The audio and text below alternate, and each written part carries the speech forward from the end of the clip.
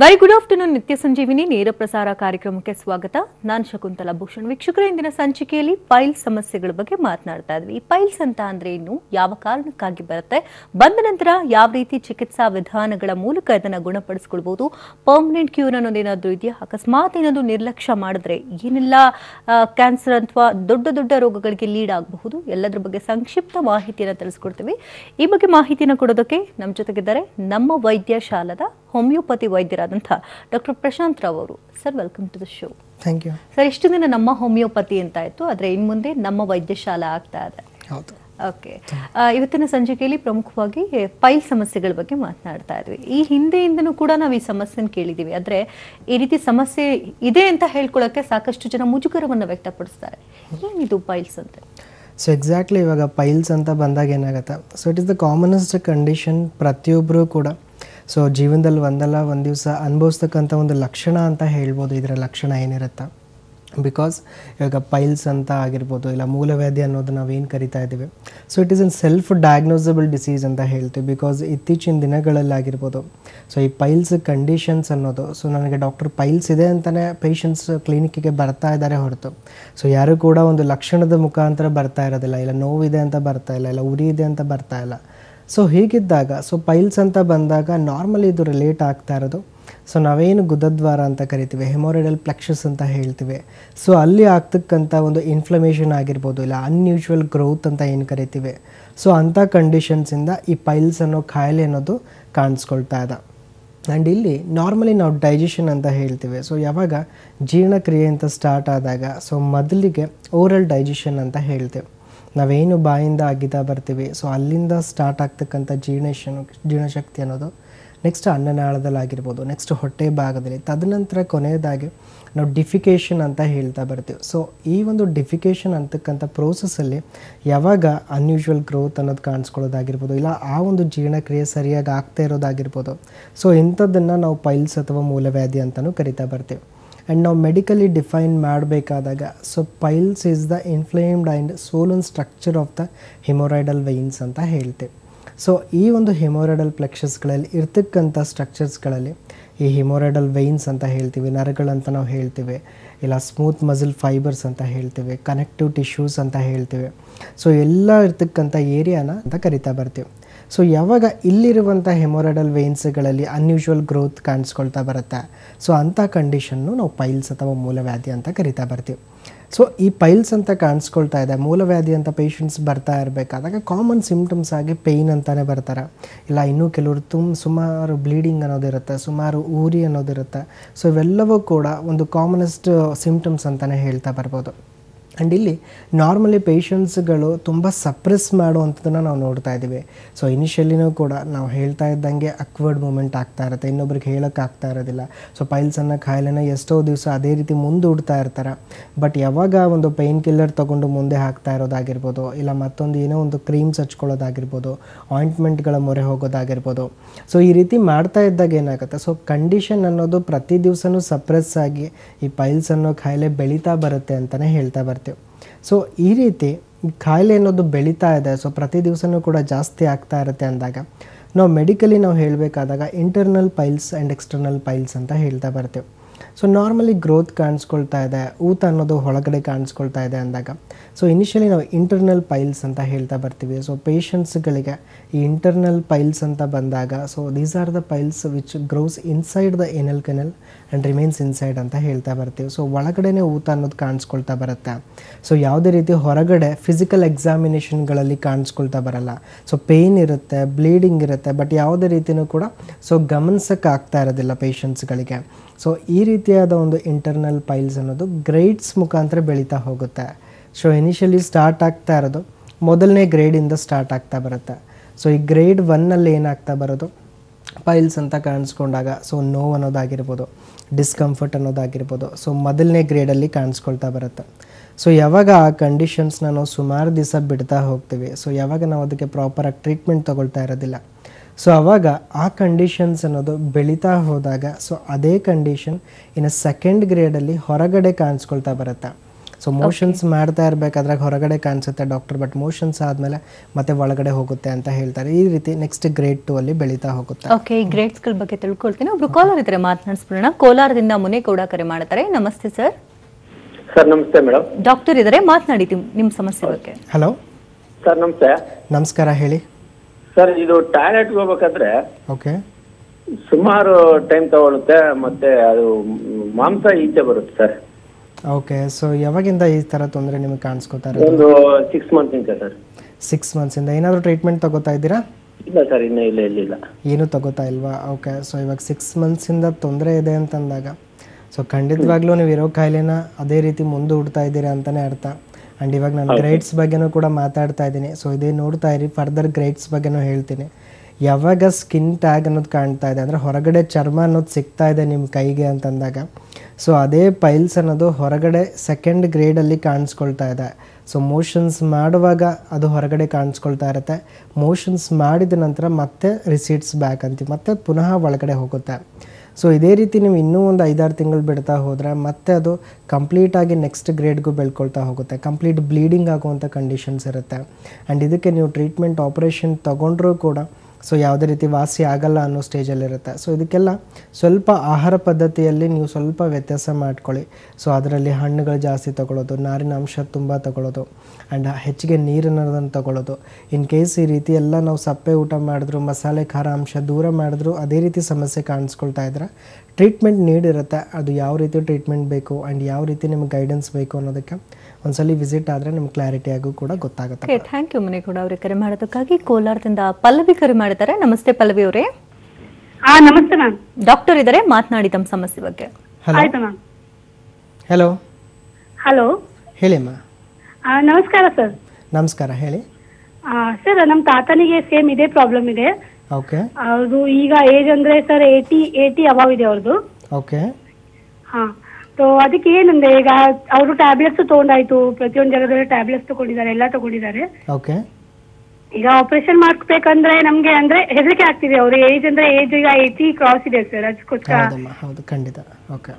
So ಇವಾಗ 80 ವರ್ಷ ಆಗ್ತಾ ಇದೆ ಅಂತಂದಾಗ ಕಾಮನ್ಲಿ ಈ ನರಗಳಲ್ಲಿ ಊತ ಅನ್ನೋದಾಗಿರ್ಬೋದು, ಸೊ ಇಲ್ಲಾಂದರೆ ಈ ಪೈಲ್ಸ್ ಅನ್ನೋ ಕಂಡೀಷನ್ ಏನಿರುತ್ತೆ ಸೊ ಏಜ್ ರಿಲೇಟೆಡ್ ಫ್ಯಾಕ್ಟರ್ ಆಗಿನೂ ಕೂಡ ಕಾಡ್ತಾ ಬರುತ್ತೆ, ಇಲ್ಲ ಅಂತ ಹೇಳೋಕ್ಕಾಗಲ್ಲ. ಬಟ್ ಅವ್ರ ಏಜಿಗೆ ಆಪ್ರೇಷನ್ ಅನ್ನೋದು ಯಾವುದೇ ರೀತಿಯೂ ಕೂಡ ಸೂಟ್ ಆಗೋದಿಲ್ಲಮ್ಮ. ಬಟ್ ಇನ್ ಕೇಸ್ ಅವರಿಗೆ ಸುಮಾರು ಒತ್ತಡ ಅನ್ನೋದಾಗಿರ್ಬೋದು, ಸೊ ಅದು ಮಲಬದ್ಧತೆ ಥರ ಆಗಿರ್ಬೋದು, ಇಲ್ಲ ಪೈಲ್ಸ್ ಥರನೇ ಅವರಿಗೆ ನೋವು ಅನ್ನೋದಾಗಿರ್ಬೋದು ಕಾಣಿಸ್ಕೊಳ್ತಾ ಇದೆ ಅಂತಂದಾಗ ಫಸ್ಟ್ ಆಫ್ ಆಲ್ ನಾವು ಫುಡ್ ಹ್ಯಾಬಿಟ್ಸ್ ಅನ್ನೋದು ಚೆನ್ನಾಗಿ ಅವರಿಗೆ ಪ್ರಾಪರಾಗಿ ಮಾಡ್ತಾ ಬರಬೇಕಮ್ಮ. ಮೇಯ್ನ್ಲಿ ಪ್ರತಿನಿತ್ಯನೂ ಕೂಡ ಸೊ ರಾತ್ರಿ ಹಣ್ಣನ್ನು ಕೊಡೋದಾಗಿರ್ಬೋದು. ಯಾಕಂತ ಹೇಳಿದ್ರೆ ಈ ಒಂದು ವಯಸ್ಸಲ್ಲಿ ಮೇಯ್ನ್ಲಿ ಆಗಿರ್ಬೋದು ಸೊ ಒಂದು 20 ಗ್ರಾಮ್ ಆದರೂ ಫೈಬರ್ ಇಂಟೇಕ್, ನಾರಿನ ಅಂಶ ಅನ್ನೋದು ಅವ್ರ ದೇಹಕ್ಕೆ ಹೋಗಬೇಕು. ಸೊ ನೀರು ಸೇವನೆ ಅದನ್ನೋದು ಅತಿಯಾಗಿ ಆಗಬೇಕು. ಅಟ್ಲೀಸ್ಟ್ ಮೋಷನ್ಸ್ಗೆ ಹೋಗೋಕ್ಕಿಂತ ಮುಂಚೆ ಒಂದು ಸ್ವಲ್ಪ ಒಂದು ಅರ್ಧ ಲೀಟ್ರ್ ನೀರು ಕುಡಿದು ಹೋಗೋದಾಗಿರ್ಬೋದು. ಸೊ ಇವೆಲ್ಲ ಏನಾಗುತ್ತೆ, ಮೋಷನ್ ಅನ್ನೋದು ಸಲೀಸಾಗಿ ಹೋಗೋದಕ್ಕೆ ಹೆಲ್ಪ್ ಮಾಡಿಕೊಡುತ್ತೆ. ಸೊ ಯಾವುದೇ ರೀತಿಯೂ ಕೂಡ ಸೊ ಕಾನ್ಸ್ಟಿಪೇಷನ್ ಅನ್ನೋ ರೀತಿ ಬರಬಾರ್ದು ಅನ್ನೋ ರೀತಿ ನೋಡ್ಕೊಳ್ತಾ ಬರುತ್ತೆ. ಇನ್ ಕೇಸ್ ಏನಾದರೂ ಸ್ಟಿಲ್ ಅವರಿಗೆ ತುಂಬಾ ತೊಂದರೆ ಕಾಣಿಸ್ಕೊಳ್ತಾ ಇದೆ, ಡಯಟಲ್ಲಿ ಮಾಡಿದ್ರೂ ಕಾಣಿಸ್ಕೊಳ್ತಾ ಇದೆ ಅಂದರೆ ಹೋಮಿಯೋಪತಿಲೂ ತುಂಬ ಒಳ್ಳೆ ಮೆಡಿಸಿನ್ಸ್ಗಳಿದ್ದಾವೆ. ಆಪರೇಷನ್ಸ್ ರಹಿತ ಅವರಿಗೆ ಸೊ ಇರುವಂಥ ಸಮಸ್ಯೆನ ಖಂಡಿತವಾಗ್ಲೂ ವಾಸಿ ಮಾಡಿಕೊಡೋ ರೀತಿಯಾಗಿ ಮೆಡಿಸಿನ್ಸ್ಗಳಿರುತ್ತೆ. ಒಂದ್ಸಲಿ ಭೇಟಿ ಕೊಡಿ, ಅವರಿಗೆ ಏಜ್ಗೆ ಅನುಸಾರವಾಗಿ ಕೇಸ್ ಟೇಕಿಂಗ್ ತೊಗೊಂಡು ಅದ್ರ ಮುಖಾಂತರ ಮೆಡಿಸಿನ್ಸ್ ಕೊಡಲಾಗುತ್ತೆ. ಓಕೆ, ಧನ್ಯವಾದ ಪಲ್ಲವಿ ಕರೆ ಮಾಡೋದಕ್ಕಾಗಿ. ಬೆಂಗಳೂರಿನಿಂದ ರಮೇಶ್ ಕರೆ ಮಾಡಿದ್ದಾರೆ. ನಮಸ್ತೆ ರಮೇಶ್ ಅವರೇ. ನಮಸ್ಕಾರ ಮೇಡಮ್. ಡಾಕ್ಟರ್ ಇದ್ದಾರೆ, ಮಾತನಾಡಿ ತಮ್ಮ ಸಮಸ್ಯೆ ಬಗ್ಗೆ. ಹಲೋ. Okay madam. ಸರ್ ನಮಸ್ಕಾರ ಸರ್. ನಮಸ್ತೆ, ಹೇಳಿ. ಸರ್ ನನ್ನ ಹೆಸರು ರಮೇಶ್ ಅಂತ, ಆರ್ ಆರ್ ನಗರ. ಓಕೆ ಸರ್, ಹೇಳಿ. ಸರ್ ನನಗೆ ಸುಮಾರು ಒಂದು 20 ವರ್ಷದಿಂದ ಇದೆ. ಓಕೆ. 20 ವರ್ಷದಿಂದ ಇದೆ. ಹಾಂ, ಹೇಳಿ. ಸುಮಾರು ನಾನು ಆಪರೇಷನ್ ಎಲ್ಲ ಮಾಡಿಸ್ಕೊಂಡು ಎಲ್ಲ ಇದು ಮಾಡ್ಕೊಂಡಿದ್ದೀನಿ. ಬಟ್ ಆದ್ರೂ ಮತ್ತೆ ಬೆಳ್ಕೊಂಡಿದ್ದಲ್ಲ ಸರ್. ಖಂಡಿತವಾಗ್ಲೂ ಬಿಕಾಸ್ ಏನಾಗುತ್ತೆ, ಪೈಲ್ಸ್ ಅನ್ನೋ ಕಾಯಿಲೆಗೆ ಏನಾಗುತ್ತೆ, operation is not a permanent solution ಅಂತ ಪ್ರತಿಯೊಬ್ಬರಿಗೂ ನಾವು ಹೇಳ್ತಾನೆ ಬರ್ತೀವಿ. ಬಿಕಾಸ್ ಏನಾಗುತ್ತೆ, ಆಪರೇಷನ್ ಅಂತ ಬಂದಾಗ ಸೊ ಕಾಯಿಲೆ ಅನ್ನೋದು ಬೆಳೀತಾ ಇದೆ. ಸೊ ಸುಮಾರು ನಮಗೆ ಲಕ್ಷಣ ಅನ್ನೋದು ತುಂಬ ಟ್ರಬಲ್ ಕೊಡ್ತಾ ಇದೆ, ಅದು ನೋವು ಅನ್ನೋದು ಅತಿರೇಕಕ್ಕೆ ಹೋಗ್ತಾ ಇದೆ ಅಂದಾಗ ನಾವು ಪೈಲ್ಸ್ಗೆ ಆಪರೇಷನ್ ಮೊರೆ ಹೋಗ್ತೀವಿ. ಬಟ್ ಹೆಮೊರಾಯ್ಡೆಕ್ಟಮಿ ಅಂತ ನೀವೇನು ಆಪ್ರೇಷನ್ ಮಾಡ್ಕೊಂಡಿರ್ತೀರ, ಸೊ ಕಾಯಿಲೆ ಅನ್ನೋದು ಊತ ಅನ್ನೋದೇನು ಹೊರಗಡೆ ಕಾಣಿಸ್ಕೊಳ್ತಾ ಇರುತ್ತೆ, ಆ ಊತ ಹೊರಗಡೆ ಕಾಣಿಸ್ಕೊಳ್ತಾ ಇರೋದನ್ನು ಸೊ ನಿಮಗೆ ತೆಗೆದಿರ್ತಾರೆ, ಅಂದರೆ ಲೈಗೇಟ್ ಮಾಡಿ ಅದನ್ನು ತೆಗೆದಿರ್ತಾರೆ. ಸೊ ಯಾವಾಗ ಆ ರೀತಿ ಆಪ್ರೇಷನ್ ಮಾಡಿಸ್ಕೊಂಡಾಗ ಸೊ ಕಾಯಿಲೆ ಅನ್ನೋದು ಮತ್ತೆ ತಿರ್ಗಾ ಬಂದಿರುತ್ತೆ. ಬಿಕಾಸ್ ಆ ಕಾಯಿಲೆ ಬರೋದಕ್ಕೆ ಕಾರಣ ಏನಿದೆ, ನೀವು ಕಾರಣಕ್ಕೆ ಟ್ರೀಟ್ಮೆಂಟ್ ತೊಗೊಳ್ತಾ ಇಲ್ಲ. ಸೊ ಅದು ಆ ಕಾಯಿಲೆ ಬಂದಿರೋದು ನೀವು ಇರ್ತಕ್ಕಂಥ ಪ್ರೊಫೆಷನಿಂದ ಆಗಿರ್ಬೋದು, ಸೊ ಇಲ್ಲಾಂದರೆ ನೀವು ತೊಗೊಳ್ತಕ್ಕಂಥ ಸ್ಟ್ರೆಸ್ ಆಗಿರ್ಬೋದು, ನಿಮ್ಮ ಫುಡ್ ಹ್ಯಾಬಿಟ್ಸ್ ಆಗಿರ್ಬೋದು, ಸೆಡೆಂಟರಿ ಲೈಫ್ ಸ್ಟೈಲ್ ಆಗಿರ್ಬೋದು, ಇಲ್ಲ ಫಿಸಿಕಲ್ ಇನ್ಆಕ್ಟಿವಿಟಿ ಆಗಿರ್ಬೋದು. ಸೊ ಯಾವಾಗ ಈ ಒಂದು ಕಾರಣಗಳಲ್ಲಿ ಒಂದು ಕಾರಣ ನಿಮಗೆ ಖಂಡಿತವಾಗ್ಲೂ ಪರ್ಸಿಸ್ಟ್ ಇದೆ, ಸೊ ಪ್ರೆಸೆಂಟಾಗಿ ನೋಡ್ತಾ ಇದೆ ಅಂದರೆ, ಸೊ ನೀವು ಎಷ್ಟು ಸಲ ಆಪ್ರೇಷನ್ ಮಾಡಿಸಿದ್ರು ಕಾಯಿಲೆ ವಾಸಿ ಆಗ್ತಾ ಇರಲ್ಲ. ಸೊ ಇನ್ ಕೇಸ್ ನಿಮಗೆ ಇನ್ನೂ ಬೇರೆ ತೊಂದರೆನೂ ಕೂಡ ನೀವು ಗಮನಿಸ್ತಾ ಇರ್ತೀರ. ನಾವು ಫೀಕಲ್ ಇನ್ಕಾಂಟಿನೆನ್ಸ್ ಅಂತ ಹೇಳ್ತೀವಿ. ಸೊ ಮೋಷನ್ಸ್ ಬಂದಾಗ ಕಂಟ್ರೋಲ್ ಪವರೇ ಇರಲ್ಲ, ಸೊ ಮೋಷನ್ಸ್ ಬಂದಾಗ ತಾನೇ ಹೋಗ್ತಾ ಇರುತ್ತೆ. ಸೊ ಈ ರೀತಿ ಕಂಡೀಷನ್ನು ನಾವು ಆಪ್ರೇಷನ್ ಆದಮೇಲೆ ಎಷ್ಟೋ ಜನರಲ್ಲಿ ನಾವು ನೋಡ್ತಾ ಇದ್ದೀವಿ. ಸೊ ಅಂಥ ಸಮಸ್ಯೆನೂ ನಿಮಗೆ ಕಾಣಿಸ್ಕೊಂಡಿರುತ್ತೆ. ಆ್ಯಂಡ್ ಇನ್ ಕೇಸ್ ಇವಾಗ ಮತ್ತೆ ತೊಂದರೆ ಆಗ್ತಾ ಇದೆ ಅಂತ ತಿರ್ಗಾ ಆಪ್ರೇಷನ್ ಮಾಡಿಸೋಕ್ಕೂ ಕೂಡ ಹೋಗಬೇಡಿ. ಬಿಕಾಸ್ ನಿಮ್ಮ ವಾಲ್ಸ್ ಅನ್ನೋದು ವೀಕ್ ಆಗುತ್ತೆ. ಆ್ಯಂಡ್ ಇವೊಂದು ಪದೇ ಆಪ್ರೇಷನ್ ಮಾಡಿಸ್ಕೊಂಡಾಗ ಇವನ್ ಪೈಲ್ಸು ಕೂಡ ಸೊ ಅದು ನಮ್ಮ ಬಾಡಿಗೆ ಹೇಗಾಗ್ಬಿಡುತ್ತೆ ಅಂದರೆ, ನೀವೇನೇ ಫುಡ್ ತೊಗೊಂಡ್ರೂ ಕೂಡ ಸಿಮ್ಟಮ್ಸ್ ಬಂದೇ ಬರುತ್ತೆ. ಪೇಯ್ನ್ ಆಗಿರ್ಬೋದು, ಬ್ಲೀಡಿಂಗ್ ಆಗಿರ್ಬೋದು. ಸೊ ಇದೆಲ್ಲ ನೀವು ನೆಕ್ಸ್ಟ್ ಅನುಭವಿಸ್ತಾ ಬರ್ತೀರಾ. ಆ್ಯಂಡ್ ಆಫ್ಟರ್ ಆಪ್ರೇಷನ್ ಏನಿದೆ, ಸೊ ಯಾವಾಗ ರಿಕರೆನ್ಸ್ ಆಗ್ತಾಯಿದೆ, ಯಾವಾಗ ರಿಅಪಿಯರ್ ಆಗ್ತಾಯಿದೆ ಅಂದಾಗ ಇಂಥ ಕಂಡೀಷನ್ಸ್ಗಳಿಗೆ ಪ್ರಾಪರ್ ನಾವು ಕೂಡ ಹೋಮಿಯೋಪತಿಕ್ ಮೆಡಿಸಿನ್ಸಲ್ಲಿ ಬ್ಲಡ್ ಸರ್ಕ್ಯುಲೇಷನ್ ಆಗಬೇಕು ಆ ಹಿಮೊರಾಯ್ಡಲ್ ವೈನ್ಸ್ಗಳಲ್ಲಿ. ಸೊ ಯಾವಾಗ ಆ ಹಿಮೊರಾಯ್ಡಲ್ ವೈನ್ಸ್ಗಳಲ್ಲಿ ಸರ್ಕ್ಯುಲೇಷನ್ ಚೆನ್ನಾಗಾಗತ್ತೆ, ಸೊ ತದನಂತರ ನಿಮಗೆ ಯಾವ ರೀತಿ ಫುಡ್ ಹ್ಯಾಬಿಟ್ಸ್ ಬೇಕು, ಸೊ ಯಾವ ರೀತಿ ನಿಮ್ಮ ಆ್ಯಕ್ಟಿವಿಟಿ ಇರಬೇಕು, ಪ್ರತಿಯೊಂದನ್ನು ನಿಮಗೆ ತಿಳಿಸಿ ಅದಾದಮೇಲೆ ಕೆಲವು ಡಯಟ್ಸ್ ಮುಖಾಂತರ ನೀವು ಏನೂ ಮೆಡಿಸಿನ್ಸ್ ತೊಗೊಳ್ದೆ ಕಂಡೀಷನ್ಸ್ ನಾರ್ಮಲ್ ಇಟ್ಕೊಳ್ಳೋ ಥರ ಹೆಲ್ಪ್ ಆಗುತ್ತೆ. ಓಕೆ, ಥ್ಯಾಂಕ್ ಯು ರಮೇಶ್ ಕರೆ ಮಾಡೋದಕ್ಕೆ. ಸರ್, ಇನ್ನು ಪೈಲ್ ಸಮಸ್ಯೆ ಕಾಣಿಸ್ಕೊಳ್ಳೋದಕ್ಕೆ ಫ್ಯಾಮಿಲಿ ಹಿಸ್ಟ್ರಿ ಏನಾದ್ರು ಇರುತ್ತೆ? ಶೋರ್ ಇರುತ್ತೆ. ಬಿಕಾಸ್ ಏನಾಗುತ್ತೆ, ಇವಾಗ ಪೈಲ್ಸ್ ಅಂತ ಪೇಷಂಟ್ಸ್ ಬಂದಾಗ ನಾರ್ಮಲಿ ನಾವು ಕೇಳ್ತಕ್ಕಂಥ ಕ್ವಶನ್ಸ್, ಹಿಸ್ಟ್ರಿ ಏನಾದರೂ ಮನೇಲಿ ಯಾರಿಗಾದರೂ ಇತ್ತಾ, ಸೊ ತಂದೆಗಾಗಿರ್ಬೋದು, ತಾಯಿಗಾಗಿರ್ಬೋದು. ಸೊ ಈ ಪ್ರಿವೆಲೆನ್ಸ್ ನಾವು ನೋಡಬೇಕು ಅಂದರೆ, ಸೊ ತಂದೆ ತಾಯಿರಲ್ಲಿ ಸೊ ಯೂಶ್ವಲಿ ತಂದೆಗೆ ಏನಾದರೂ ಈ ರೀತಿ ಸಮಸ್ಯೆ ಇತ್ತು ಅಂತಂದರೆ ಸೊ ಮಕ್ಕಳಿಗೆ ಒಂದು 30% ಚಾನ್ಸಸ್ ಇರುತ್ತೆ. ಇಲ್ಲ ಇಬ್ಬರು ಪೇರೆಂಟ್ಸ್ಗಿತ್ತು ಅಂತಂದರೆ ಒಂದು 80% ಚಾನ್ಸಸ್ ಬಂದೇ ಬರುತ್ತೆ ಅಂತಲೂ ನಾವು ಹೇಳ್ತಾ ಬರ್ತೀವಿ ಎಷ್ಟೋ ಜನಕ್ಕೆ.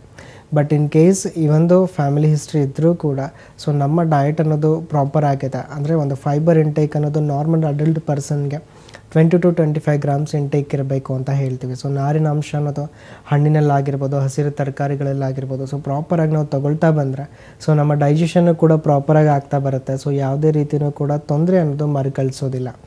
ಬಟ್ ಯಾವಾಗ ವಾಟರ್ ಇಂಟೇಕ್ ಅಂತ ಹೇಳ್ತೀವಿ, ಸೊ ಪರ್ ಡೇ ನಮಗೆ 3 to 3.5 ಲೀಟರ್ಸ್ ಆದರೂ ಮಿನಿಮಮ್ ವಾಟರ್ ಇಂಟೇಕ್ ಇರಬೇಕು ಅಂತೀವಿ.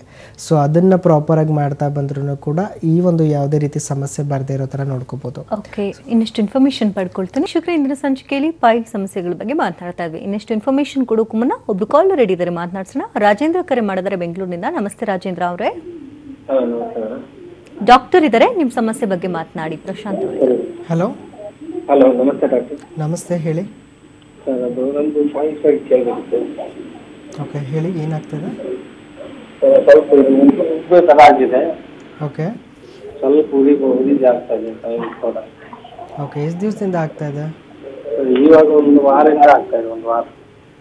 ಓಕೆ, ಸೊ ಏನು ಟ್ರೀಟ್ಮೆಂಟ್ ಏನೂ ತಗೋತಾ ಇಲ್ವಾ? ಇಲ್ಲ ಸರ್, ಇನ್ನೂ ಯಾವುದೂ ಟ್ರೀಟ್ಮೆಂಟ್ ತಗೊಂಡಿಲ್ಲ. ಓಕೆ, ಮತ್ತೇನಾದರೂ ಬ್ಲೀಡಿಂಗ್ ಏನಾದರೂ ಆಗ್ತಾ ಇದೆಯಾ, ರಕ್ತ ಹೋಗೋದು ಆ ಥರ ಏನಾದರೂ? ಇಲ್ಲ ಸರ್, ಒಂದು ದಿವಸ ಮಾತ್ರ ಸ್ವಲ್ಪ ಒನ್ ಟೈಮ್ ಆಯಿತು. ಓಕೆ, ಒಂದೇ ಒಂದು ಟೈಮ್ ಬ್ಲೀಡಿಂಗ್ ಆಗಿತ್ತು. ತೊಂದರೆ ಇಲ್ಲ. ಸೊ ಫಸ್ಟ್ ಆಫ್ ಆಲ್ ಇವಾಗ 1 ವೀಕಿಂದ ಆಗ್ತಾ ಇದೆ ಅಂದಾಗ, ಸೊ ಬ್ಲೀಡಿಂಗು ಕೂಡ ಒಂದು ಸತಿ ಆಗಿದೆ ಅಂದಾಗ ಏನಾಗುತ್ತೆ, ಸೊ ನಾರ್ಮಲಿ ಸೊ ಹೆಮೊರಾಯ್ಡ್ಸಲ್ಲೂ ಕೂಡ ಸೊ ನಾವು ಹೇಳ್ತೀವಿ ಪೈಲ್ಸಲ್ಲಿ 2 ರೀತಿ ಇರುತ್ತೆ ಅಂತ. ಸೊ ಹೊರಗಡೆನೇ ಕಾಣಿಸ್ಕೊಳ್ತಾ ಇದೆ, ಸೊ ಎಕ್ಸ್ಟರ್ನಲ್ ಹೆಮೊರಾಯ್ಡ್ಸ್ ಥರ ಕಾಣಿಸ್ಕೊಳ್ತಾ ಇದೆ ಅಂದಾಗ ಸುಮಾರು ಜನಕ್ಕೆ ಇನಿಷಿಯಲ್ ಪೀರಿಯಡಲ್ಲೇ ಬ್ಲೀಡಿಂಗ್ ಅನ್ನೋದು, ರಕ್ತಸ್ರಾವ ಅನ್ನೋದನ್ನು ತುಂಬ ನೋಡ್ತಾ ಬರ್ತೀವಿ. ಸೊ ಈ ರೀತಿ ಇದ್ದಾಗ ಏನಾಗುತ್ತೆ, ಸೊ ನಾರ್ಮಲಿ ಇವತ್ತಿಂದ ಸ್ವಲ್ಪ ಎಲ್ಲ ರೀತಿಯ ಸಪ್ಪೆ ಊಟಗಳನ್ನು ಮಾಡ್ತಾ ಬನ್ನಿ. ಸೊ ಅದ್ರ ಜೊತೆಗೆ ಪ್ರತಿನಿತ್ಯ ರಾತ್ರಿ 1-2 ಆದರೂ ಬಾಳೆಹಣ್ಣು ತೊಗೊಂಡು ಮಲ್ಕೊಳ್ಳೋ ಥರ ನೋಡ್ಕೊಳ್ಳಿ. ಸೊ ಅದ್ರ ಜೊತೆಗೆ ಸೊ ಬೆಳಗಿನ ಜಾವ ಮೋಷನ್ಸ್ಗಿಂತ ಮುಂಚೆ ಸ್ವಲ್ಪ ನೀರು ಕುಡಿದು ಮಲ್ಕೊಳ್ಳೋದಾಗಿರ್ಬೋದು. ಸೊ ಇವೆಲ್ಲವೂ ಕೂಡ ಏನಾಗುತ್ತೆ, ಸ್ವಲ್ಪ ನಿಮಗೆ ಮೋಷನ್ಸ್ ಅನ್ನೋದು ಸಲೀಸಾಗಿ ಹೋಗೋದಕ್ಕೆ ಹೆಲ್ಪ್ ಆಗ್ತಾ ಬರುತ್ತೆ. ಆ್ಯಂಡ್ ಇನ್ ಕೇಸ್ ಪ್ರೆಷರ್ ಅನ್ನೋದಿದೆ, ತುಂಬ ಮಲಬದ್ಧತೆ ಅನ್ನೋದು ಏನಾದರೂ ಬರ್ತಾ ಇದೆ ಅಂದಾಗ, ಸೊ ನಿದ್ದೆ ಏನಾದರೂ ಕಡಿಮೆ ಮಾಡ್ತಾ ಇದ್ದಾಗಲೂ ಕೂಡ ಈ ಸಮಸ್ಯೆ ಬರ್ತಾ ಇರುತ್ತೆ. ಸೊ ನಿದ್ದೆನೂ ಪ್ರಾಪರಾಗಿ ಮಾಡ್ತಾ ಬರಬೇಕು ಅಂತ ಹೇಳ್ತೀವಿ. ಆ್ಯಂಡ್ ಇದೆಲ್ಲವೂ ಕೂಡ ನಾರ್ಮಲಿ ನಮ್ಮ ಡಯಟ್ ಮೇಲೆ ಡಿಪೆಂಡ್ ಇರುತ್ತೆ, ನೀವು ತಗೊಳ್ತಕ್ಕಂಥ ಆಹಾರದಿಂದ. ಮತ್ತು ನೀವು ಏನಾದರೂ ಓವರ್ ವೆಯ್ಟ್ ಆಗಿದ್ದಾಗ ಸ್ವಲ್ಪ ವೆಯ್ಟ್ ರೆಡ್ಯೂಸ್ ಮಾಡೋದಾಗಿರ್ಬೋದು. ಸೊ ಇವೆಲ್ಲವೂ ಕೂಡ ಸೊ ನಿಮಗೆ ಈ ಬರೋದಕ್ಕೆ ಕಾರಣ ಏನಿದೆ ಅದನ್ನು ತಿಳ್ಕೊಂಡು ಟ್ರೀಟ್ಮೆಂಟ್ ಕೊಡೋ ರೀತಿಲಿರುತ್ತೆ. ಸೊ ಈ ಥರ ಎಲ್ಲ ನೀವು ಡಯಟ್ ಮಾಡ್ತಾ ಇದ್ದೀರಾ, ಸಪ್ಪೆ ಊಟ ಮಾಡ್ತಾ ಇದ್ದೀರಾ, ಬಟ್ ಸ್ಟಿಲ್ ನಿಮಗೆ ಏನಾದರೂ ಸಮಸ್ಯೆ ರಿಪೀಟ್ ಆಗ್ತಾ ಇದೆ, ಇಲ್ಲ ಇದೇ ರೀತಿ ಬರ್ತಾ ಇದೆ ಅಂತಂದಾಗ ಸೊ ನಿಮಗೆ ಹೋಮಿಯೋಪತಿಲೂ ಕೂಡ ಮೆಡಿಸಿನ್ಸ್ಗಳಿರುತ್ತೆ. ಸೊ ಏನು ಕಂಡೀಷನ್ಸ್ ಇದೆ ಅದನ್ನು ಗಮನಿಸ್ಕೊಂಡು ಮತ್ತೆ ತಿರ್ಗಾ ರಿಅಪಿಯರ್ ಆಗದೆ ಇರೋ ಥರ ನೋಡ್ಕೊಳ್ಳೋ ಥರ ಮೆಡಿಸಿನ್ಸ್ಗಳಿರುತ್ತೆ. ಸೊ ಒಂದು ಸತಿ ಬಂದು ಕನ್ಸಲ್ಟ್ ಆಗಿ ಸೊ ನಿಮಗೂ ಏನು ಕಂಡೀಷನ್ ಇದೆ ಅಂತ ನೋಡಿಕೊಂಡು ಟ್ರೀಟ್ಮೆಂಟ್ ಕೊಡೋದಕ್ಕೆ ಹೆಲ್ಪ್ ಆಗುತ್ತೆ. ಓಕೆ, ಧನ್ಯವಾದ ರಾಜೇಂದ್ರ ಕರೆ ಮಾಡೋದಕ್ಕಾಗಿ. ನಾಗರಾಜ್ ಕರೆ ಮಾಡಿದ್ದಾರೆ ಬೆಂಗಳೂರಿನಿಂದ. ನಮಸ್ತೆ ನಾಗರಾಜ್ ಅವರೇ. ಹಲೋ, ಡಾಕ್ಟರ್ ಇದ್ದಾರೆ, ಮಾತನಾಡಿ ತಮ್ಮ ಸಮಸ್ಯೆ ಬಗ್ಗೆ. ನಮಸ್ಕಾರ ಸರ್. ಹೇಳಿ. ಹಲೋ. ಹಲೋ, ನಮಸ್ಕಾರ. ಅದೇ ಮಗಳಿಗೆ ಹಾಂ, ಪ್ರಾಬ್ಲಮ್ ಇದೆ. ಓಕೆ. ಅವಳಿಗೆ ಸ್ವಲ್ಪ ಇದು ಬಾತ್ರೂಮ್ಗೆ ಹೋದ್ರೆ ಸ್ವಲ್ಪ ಬ್ಲಡ್ ಬರ್ತದೆ. ಓಕೆ. ಒಂದು ಚಿಕ್ಕದಾಗಿ ಇದಿದೆ. ಅದರ ಹೊರಗಡೆ ಏನಾದರೂ ಸ್ಕಿನ್ ಥರ ಸಿಗ್ತಾ ಇದೆಯಾ? ಆ ಥರ ಏನಿಲ್ಲ, ಸ್ವಲ್ಪ ಗುಳ್ಳೆ ಥರ ಸ್ವಲ್ಪ. Okay okay okay fine. So ಇವಾಗ ನಾರ್ಮಲಿ ಏನಾಗುತ್ತೆ, ಸೊ ಸುಮಾರು ದಿವಸದಿಂದ ಸೊ ಪಿಂಪಲ್ಸ್ ಥರ ಕಾಣಿಸ್ಕೊಳ್ತಾ ಇದೆ, ಗುಳ್ಳೆಗಳ ಥರ ಕಾಣಿಸ್ಕೊಳ್ತಾ ಇದೆ ನಾರ್ಮಲಿ ಮೋಷನ್ಸ್ ಮಾಡುವಂಥ ಜಾಗದಲ್ಲಿ ಅಂದಾಗ. ಸೊ ಪ್ರಾಪರಿ ನಾವು ಪೈಲ್ಸ್ ಬಿಟ್ಟು ಕೂಡ ಇನ್ನೂ ಒಂದು ಕಂಡೀಷನ್ಸ್ಗಳನ್ನು ನೋಡ್ತೀವಿ. ಫಿಶರ್ ಅಂತ ಹೇಳ್ತೀವಿ, ಫಿಶ್ಚುಲಾ ಅಂತ ಹೇಳ್ತೀವಿ. ಸೊ ಅದರಲ್ಲಿ ಈ ಫಿಶ್ಚುಲಾ ಅನ್ನೋದು ಮೇಯ್ನ್ಲಿ ಈ ಪಿಂಪಲ್ಸ್ ಥರ ಫಾರ್ಮ್ ಆಗೋದಾಗಿರ್ಬೋದು. ಸೊ ಗುಳ್ಳೆ ಥರ ಬಂದು ನೆಕ್ಸ್ಟ್ ಪಸ್ ಥರ ದ್ರವದ ಥರ ಹೋಗೋದಾಗಿರ್ಬೋದು, ಆ್ಯಂಡ್ ಅದರಿಂದ ಬ್ಲೀಡಿಂಗು ಕೂಡ ಆಗೋದಾಗಿರ್ಬೋದು. ಸೊ ಇವೆಲ್ಲವೂ ಕೂಡ ಕಾಣಿಸ್ಕೊಳ್ತಾ ಬರುತ್ತೆ. ಆ್ಯಂಡ್ ಇದು ಏನಾದರೂ ಸುಮಾರು ಕಂಡೀಷನ್ಸ್ ಸುಮಾರು ದಿವಸದಿಂದ ಇದೆ ಅಂತಂದಾಗ ಸೊ ಅದನ್ನು ನೆಗ್ಲೆಕ್ಟ್ ಮಾಡೋಕ್ಕೆ ಹೋಗಬೇಡಿ. ನಾವು ಫರ್ದರ್ ಕಾಂಪ್ಲಿಕೇಶನ್ ಆಗಿ ಎಷ್ಟೋ ಜನಕ್ಕೆ ಇದೇ ಒಂದು ಫಿಶ್ಚುಲಾ, ಕಾಂಪ್ಲೆಕ್ಸ್ ಫಿಶ್ಚುಲಾ ಅಂತ ಹೇಳ್ತೀವಿ. ಸೊ ಅತಿಯಾಗಿ ಈ ಒಂದು ಪಸ್ ಫಾರ್ಮೇಷನ್ ಆಗೋದಾಗಿರ್ಬೋದು. ಸೊ ಇವೆಲ್ಲವೂ ಕೂಡ ಫರ್ದರ್ ಡೇಸಲ್ಲೂ ಕೂಡ ನಾವು ನೋಡ್ತಾ ಬರ್ತೀವಿ. ಇನ್ ಕೇಸ್ ಇದು ಬ್ಲೀಡಿಂಗ್ ಅನ್ನೋದು ಕಾಣಿಸ್ಕೊಳ್ತಾ ಇದೆ, ಸೊ ಪಿಂಪಲ್ಸ್ ಥರ ತುಂಬ ಜಾಸ್ತಿ ಆಗ್ತಾ ಇದೆ ಅಂದಾಗ ಸೊ ಅದು ಅನ್ಹೈಜಿನಿಟಿ ಇಲ್ಲ ಅನ್ಕ್ಲೀನ್ಲಿನೆಸ್ ಅಂತ ಹೇಳ್ತೀವಿ. ಸೊ ಇಲ್ಲ ಇನ್ಫೆಕ್ಷನ್ ಅಂತ ಹೇಳ್ತೀವಿ.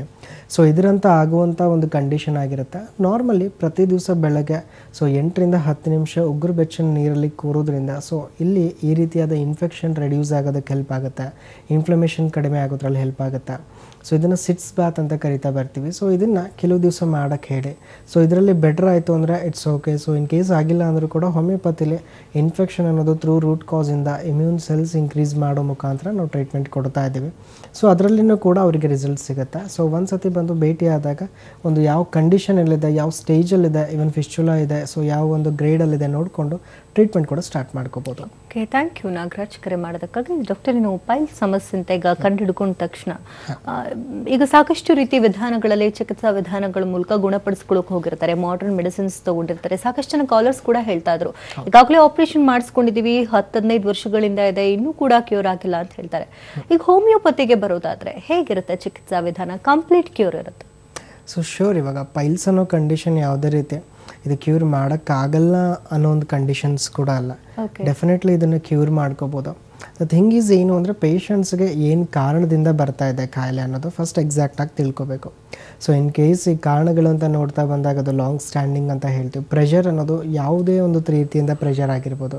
ಸೊ ಅತಿಯಾಗಿ ಕೂತ್ಕೊಳ್ಳೋದ್ರಿಂದ ಬರೋದಾಗಿರ್ಬೋದು. ಸೊ ಇಲ್ಲ ಅತಿಯಾಗಿ ನಾವು ಮಲಬದ್ಧತೆ, ಕಾನ್ಸ್ಟಿಪೇಷನ್ ಅನ್ನೋದಾಗಿರ್ಬೋದು. ಸೊ ಇಲ್ಲ ನಾವು ಮೋಷನ್ಸಲ್ಲಿ ಅತಿಯಾಗಿ ಟೈಮ್ ಸ್ಪೆಂಡ್ ಮಾಡ್ತೀವಿ ಅನ್ನೋದಾಗಿರ್ಬೋದು. ಇತ್ತೀಚಿನ ದಿನಗಳಲ್ಲಿ ಸೊ ಮೊಬೈಲ್ ಫೋನ್ಸ್ಗಳನ್ನು ಯೂಸ್ ಮಾಡೋದಾಗಿರ್ಬೋದು, ನ್ಯೂಸ್ ಪೇಪರ್ಗಳನ್ನು ತೊಗೊಂಡು ಹೋಗೋದಾಗಿರ್ಬೋದು. ಸೊ ಇವೆಲ್ಲವೂ ಕೂಡ ಕಾಮನ್ ಆಗಿರೋದ್ರಿಂದ ಏನೇ ಪ್ರೆಷರ್ ಬಂದ್ರೂ ಕೂಡ ಅದು ಪೈಲ್ಸ್ಗೆ ದಾರಿ ಮಾಡಿಕೊಡ್ತಾ ಇದೆ. ಸೊ ಇನ್ ಕೇಸ್ ಆಫ್ ಈ ರೀತಿ ಕಂಡೀಷನ್ಸಲ್ಲಿ ನಾವು ಪ್ರೆಷರ್ ಏನಕ್ಕೆ ಬರ್ತಾ ಇದೆ, ಅವರಿಗೆ ಯಾವ ರೀತಿಯಾದ ಪೈಲ್ಸ್ ಅನ್ನೋದು ಏನು ಕಾಸಿಂದ ಬರ್ತಾ ಇದೆ ತಿಳ್ಕೊಂಡು ಆ್ಯಂಡ್ ಆ ಕಾಸ್ನ ಟ್ರೀಟ್ ಮಾಡ್ತಾ ಬರೋದು ಫಸ್ಟ್ ಸ್ಟೇಜಲ್ಲಿ ನಾವು ನೋಡ್ತಾ ಬರ್ತೀವಿ. ಸೊ ಯಾವಾಗ ಇರೋ ಸಮಸ್ಯೆನ ನಾವು ಕಂಟ್ರೋಲಲ್ಲಿ ಇಟ್ಕೊಳ್ತಾ ಇದ್ದೀವಿ, ಅತಿ ಆಗದೆ ಇರೋ ಥರ ನೋಡ್ಕೊಳ್ತಾ ಇದ್ದೀವಿ ಅಂದರೆ ಸೊ ಆಲ್ರೆಡಿ ಸಫರಿಂಗ್ ಇರ್ತಕ್ಕಂಥ ಪೇಷಂಟ್ಸ್ಗಳಿಗೆ ಬೆಟರ್ಮೆಂಟ್ ಅನ್ನೋದು ಸಿಗ್ತಾ ಬರುತ್ತೆ.